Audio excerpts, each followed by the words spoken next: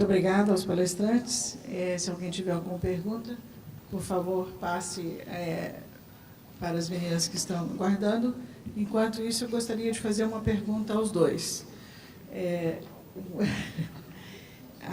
A Rio 92 foi um marco histórico, não só no Brasil, como no mundo. Ficou conhecido mundialmente o resultado das convenções criadas na reunião. Como que vocês imaginam e gostariam que a Rio+20 ficasse conhecida? Qual o resultado da Rio+20 que nós gostaríamos de obter e ter nesse novo marco?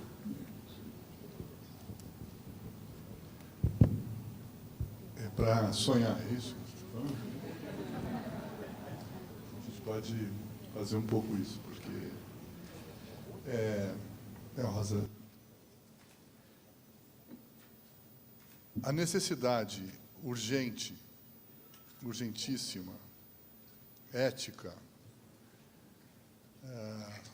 necessária para conseguir manter a perspectiva de sobrevivência dessa espécie aqui, é a gente conseguir um acordo global que consiga tratar das questões da forma mais ampla possível.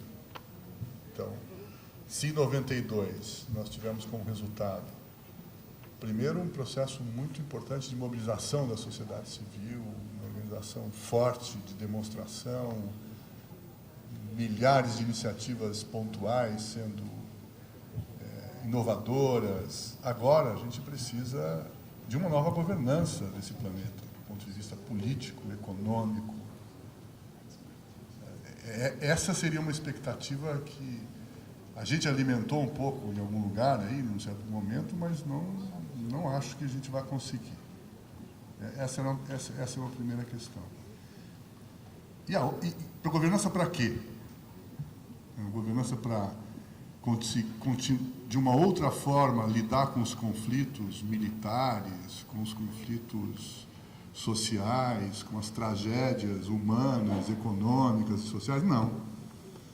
Claro, sem dúvida isso vai ter que estar na agenda, mas para construir a transição para, de fato, um planeta e uma sociedade desenvolvida e sustentável.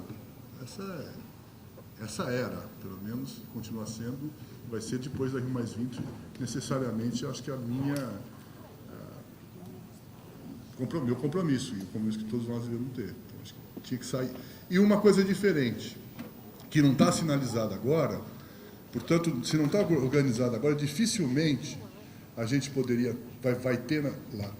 Nós vamos ter, de novo, a sociedade aqui, de um lado da cidade, e os governos dos países de outro lado da cidade, decidindo as questões de forma absolutamente separada. Eu teria a expectativa de que a gente não repetisse 92 nessa perspectiva e tivéssemos, dentro da discussão e das decisões, de fato vocalizadas as lideranças dos países e não necessariamente dos governos.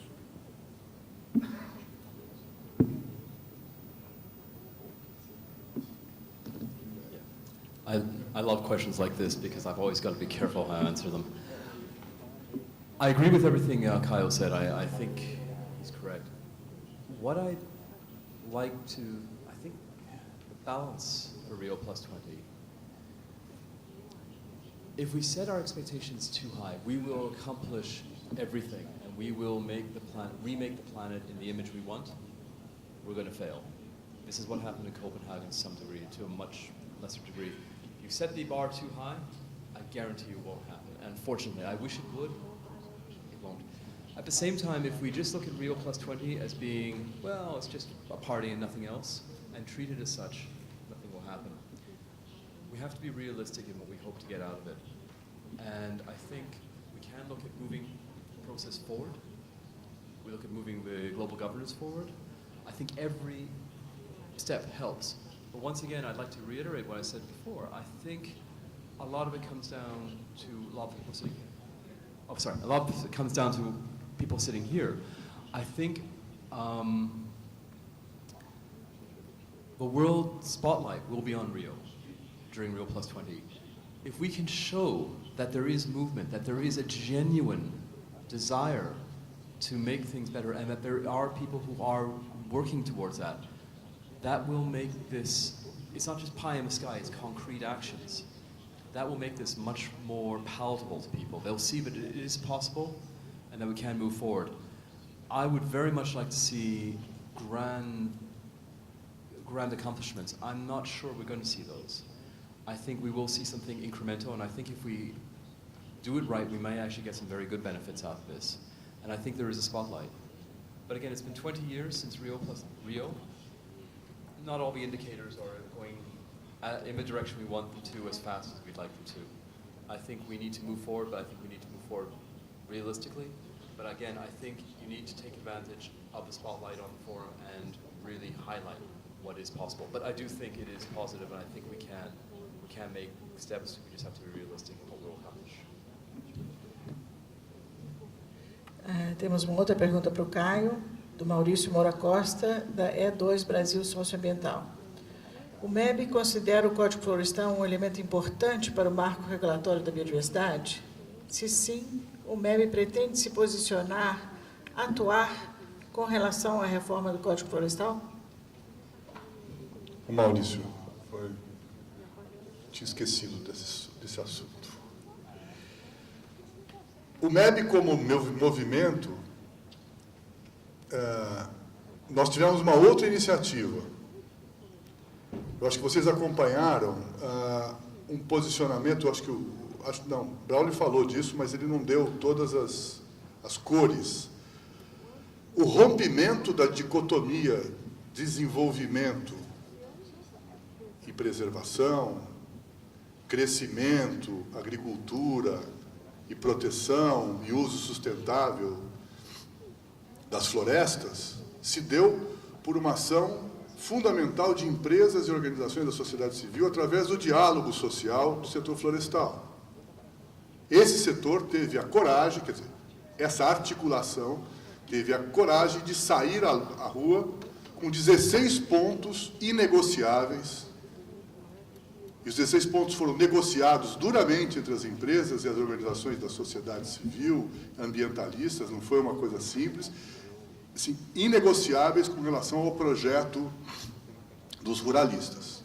O que o MEB fez, na verdade também não foi o MEB como instituição, mas o seu comitê executivo, foi lançar um documento de apoio a esses 16 pontos, eu estou até com ele aqui, chama Por um Novo Código Florestal Moderno e Necessário para o Desenvolvimento do Brasil, estão todos os pontos, 16 elencados aqui, e assinam um grupo de empresas bastante importante, além das empresas do setor florestal, eu não vou ler todas, mas eu vou ler algumas, Agropalma, Alcoa, Beraca, Natura, Sol Meliá, Embaré, a Mata, tem um conjunto de empresas. E a gente encaminhou isso a todas as lideranças do Congresso no momento que a votação estava ainda em discussão pelas lideranças.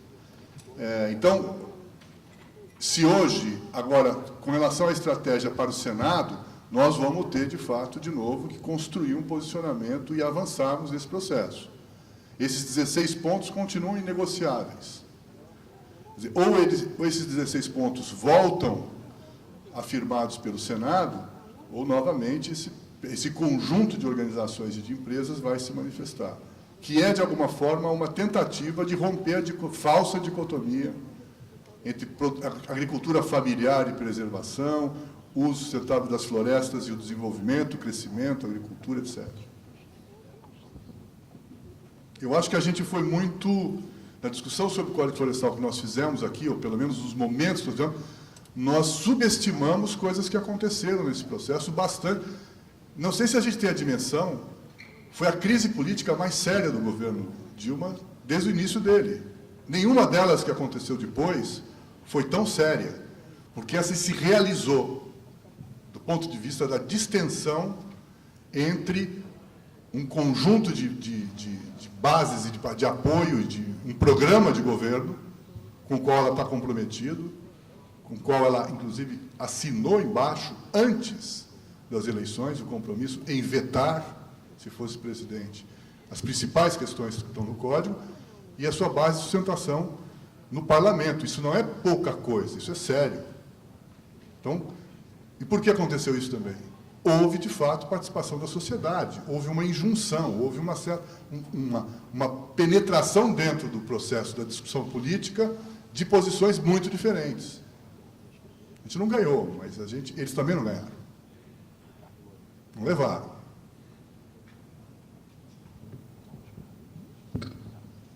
Obrigada, Caio. Uma pergunta agora para ambos, da Gabriela da Monsanto. Como colocar em prática a internalização das externalidades na cadeia agrícola, aproveitando esse momento de mudanças e incorporar a parcela que hoje vive com menos de $2, imagino, por dia?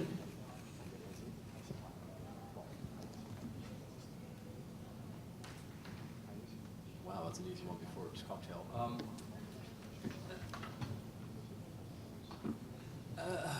Again, I think what we're seeing is an unprecedented growth. You look at particularly... Okay.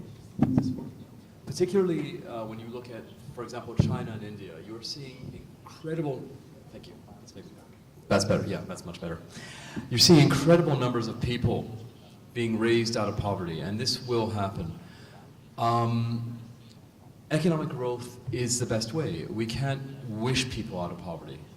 It has to be through growth, through practical measures. Again, the question we have is, how do we decide what kind of growth we want? How do we decide about kind of industry?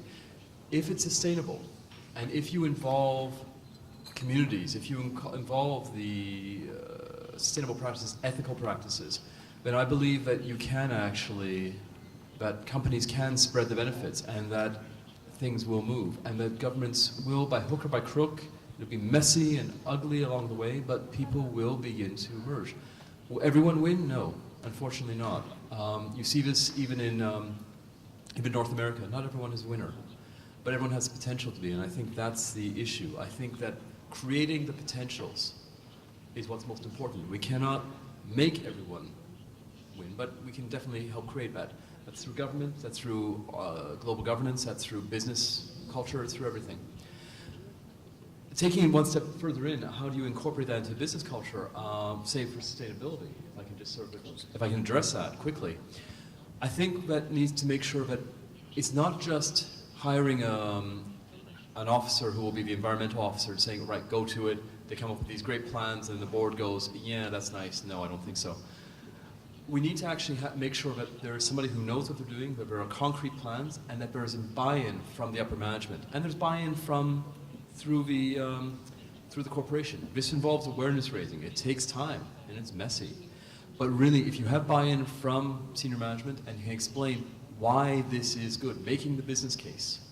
Not just, we should do it because it's the right thing to do, that's fine. Maybe you'll do it, maybe you won't.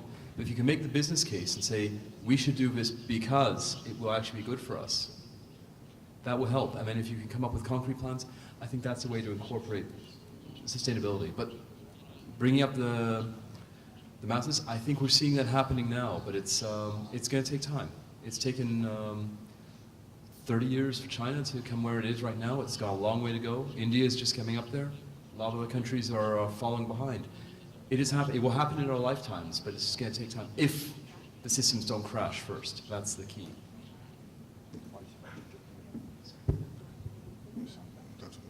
Gabriela, bom, acho que o David já deu várias pistas e eu queria destacar 3 questões. Uma que a gente precisa, de fato, e especialmente a partir das... Se a gente olha para cadeias, as suas relações, e especialmente a partir dos seus elos mais estratégicos, um compromisso de construir uma cadeia mais justa nas suas relações econômicas, sociais e ambientais. Se não tiver esse compromisso... Não que esse compromisso... E é um compromisso ainda no campo da responsabilidade social das empresas. Decisões voluntárias do ponto de vista da sua gestão. Isso é uma coisa. Segundo, precisamos de políticas públicas que induzam esse processo. Ou regulamentando certamente, incentivando e responsabilizando. Quantas vezes incentivos foram dados à agricultura, à indústria, sem nenhuma contrapartida do ponto de vista de novos processos, inovação, mais empregos? Nada. Acabamos de ter agora. O governo perdeu uma oportunidade incrível. Ainda bem que eu confio que a frase dita pela presidenta Dilma seja real. Isso é apenas o começo, portanto, a gente pode melhorar. 25 bilhões de reais em subsídio para têxteis, para a cadeia têxtil, varejo, calçados, tem mais, mas eu não lembro exatamente toda, sem nenhuma contrapartida.